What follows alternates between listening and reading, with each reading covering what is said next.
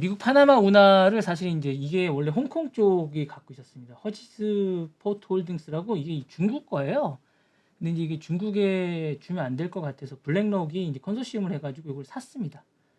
43개 항구를 인수했습니다. 그래서 43개 항구를 인수하겠다라고 해서 인수하면서 전략 요충지를 사겠다라고 해서 이게 사실은 이제 트럼프가 인수하라고 이제 블랙록이 얘기한 것 같아요. 그래서 이제 사게 됐고요. 파나마 운하 포함해서 양측 항구 발모아 크리스토발 쪽에서 전 세계 23개국이 이걸 사게 됐고요. 199 정박지를 포함해서 사게 됐습니다. 미국의 전략적 목표고요. 중국의 파나마 운하 지배권을 견제하기 위해서 샀다고 합니다. 그래서 이제 중국이 군사적으로 이용할 가치가 있다라고 해서 이제 사게 됐고요.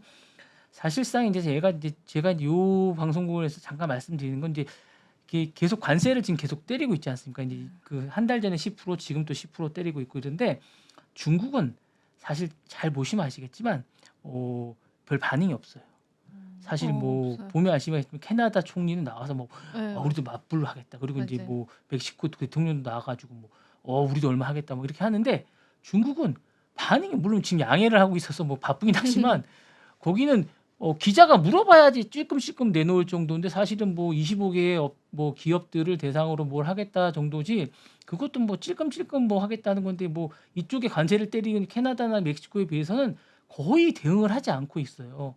이거는 제가 볼 때 제가 턴키로 나중에 대통령 대 뭐 시진핑 주석이 턴키로 계약을 하지 않을까. 지금 사실은 지난달에 밀사가 왔다는 얘기가 있습니다. 사실은 이제 US 미국으로 시찰단이 와서 서로가 이제 계약을 하고 밀밀거래를 하고 있다는 얘기가 있어요. 그래서 지금 사실 뭐 10% 때리고 막 이러는 건 블러핑이라는 얘기가 있어요. 사실 이제 협상으로 나와라.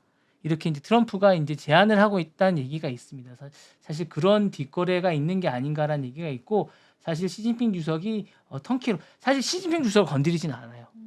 사실 중국을 건드리고는 있지만 사실 중국이 제일 G2로서 제일 큰 덩어리인데 그리고 사실 적자로 따지면 중국이 제일 커요. 사실 적자로 따지면 중국이 제일 큽니다.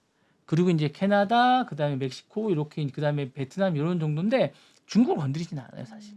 그런 걸 봤을 때 이제 사실은 턴키로 계약할 가능성이 높고 사실은 중국이 지금 가장 문제고 사실은 중국이 사실 뭐 AI 칩도 밀수하고 뭐 다 제일 문제입니다. 근데 사실 건드리지 않고 있는 거 봤을 때 이런 게 좀 있고요. 지금 요 파나마 운하도 사실 중국의 전략적 그런 것 때문에 인수를 하고 있습니다. 안보 위협 때문에 하고 있는 것 같고요. 전반적으로 1대1로 관련된 이런 부분에 대해서 이제 견제를 하고 있는 것 같습니다. 이런 부분에 대해서 이제 하고 있고 전략적인 어떤 영향력을 좀 감소시키기 위해서 전략을 하고 있는 것 같습니다.